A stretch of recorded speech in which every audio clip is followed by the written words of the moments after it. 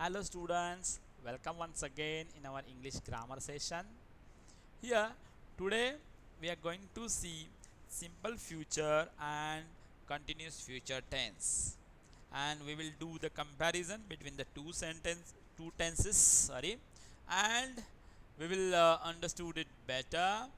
Let's see simple future tense. Simple future, it refers to a time later than now. It refers to a time later than now. Meaning futuristic things are mentioned in this tense, and it expresses facts or certainty. Okay, student, it refers to a time later than now. Means we have to talk about a future things in a simple, but it may expresses some facts, certainty, etc. The simple future is used to predict a future event. As I say, it is a simple future. Here we use this tense to predict the future event. Like, look at that example. It will rain tomorrow. It will rain tomorrow. Look at that. Here we predict about the future thing. Okay. So here we will make that formula also. Subject plus shall will plus root form of the verb plus object. What is that formula? Subject plus shall or will plus root form of the verb plus object. Students, once again I will tell you that the simple future tense is refers to a time later than now. It is also used to predict the future event.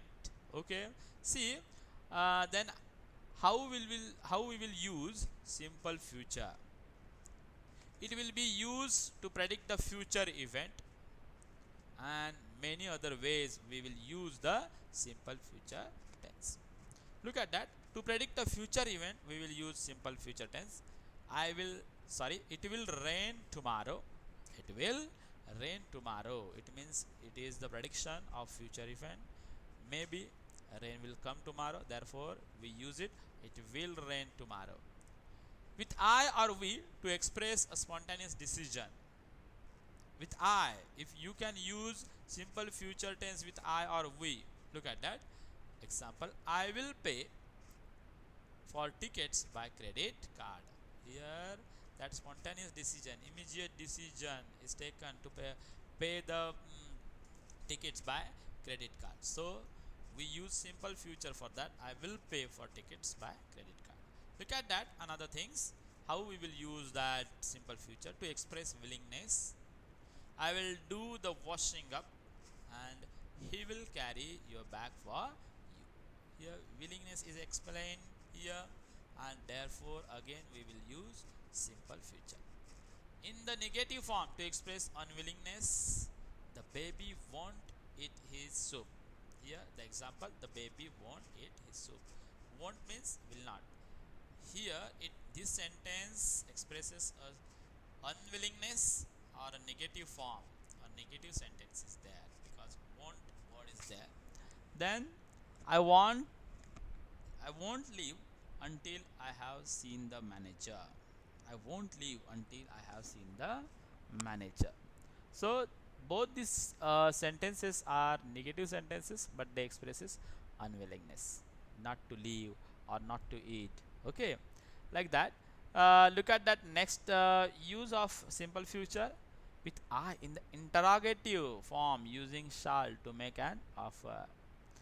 Look at that interrogative sentence is there by using shall. Shall I open the window? It is the interrogative form, and it will begin with shall. Like that. With we, interrogative form using shall to make a suggestion. Interrogative form to make a suggestion. We. Shall we go to the cinema tonight? Shall we go to the cinema tonight? Like that, you can ask as many as questions you can. Okay. With I in the interrogative form using shall to ask for the advice or instructions. You can use I in interrogative form along with shall. Okay, so look at that example. What shall I tell the boss about this money? What shall I tell the boss about this money? So this is the interrogative form using I with a shall. with you to give orders. Again we will use simple future with you and to give orders. You will do exactly as I say. It is order. You will do exactly as I say. So these are the all examples, and look at the continuous future tense.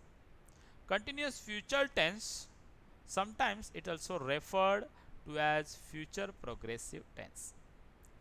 Future progressive tense, that indicates that something will occur in a future and continue for an expected length of time, and it is formed using the construction like s plus shall will plus be, the root verb plus ing.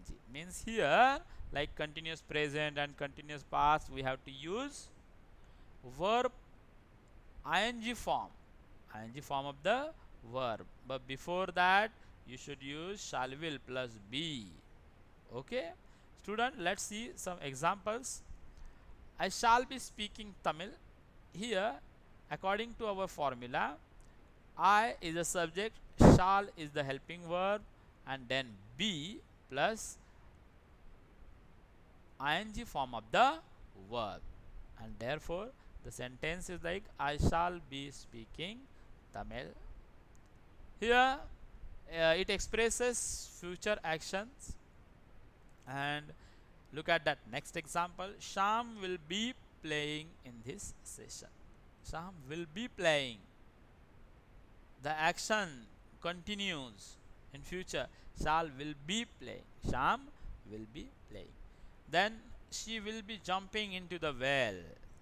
Here again action is in progress. She will be jumping into the well, but in future. So they will running to catch a butterfly. They will running to catch, the action progress in future. So let's see the comparison between the two tenses, simple future and continuous future. The comparison first we will do between their formulas. S plus shall will plus root form of the verb plus object is the formula of simple future. Look at that once again. S means subject, then helping verb shall will plus the root form of the verb, and then object. Means root form means main verb and plus object. Then look at the changes. S plus shall became shall be or will be, and then root form of the verb plus ing. Then if you use shall be or will be, then you should add ing form in the sentence plus object. It is the formula of continuous future tense. Look at that once again. Here shall will plus root form of the verb, and in a continuous future shall be will be plus ing form of the verb. So with the example you can understand it better. uh, my father will read the book. My father will read the book. It turns into continuous future tense as my father will be reading book. Here look at that, we use will be and then ing form of the read, that is reading, and then last object. Look at that next sentence. I shall make sandwich. I shall, it means it is the future action, and therefore we use it shall. I shall make a sandwich, and here when it turns into continuous future, means in a progressive future, I shall be making a sandwich. Leela will paint the wall, turns Leela will be painting the wall. Again we will water the plants, turns into continuous future like we will be watering plants.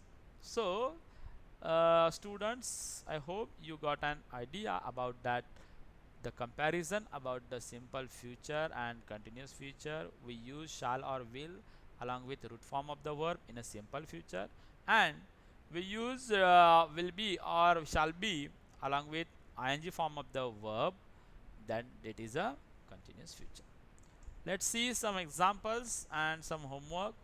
Rewrite the following sentences in a simple future tense. I will make one for you. Look at that. You have to write the sentence in a simple future. Seema paints the fence. and you have to convert it into simple future, then you should use shall or will.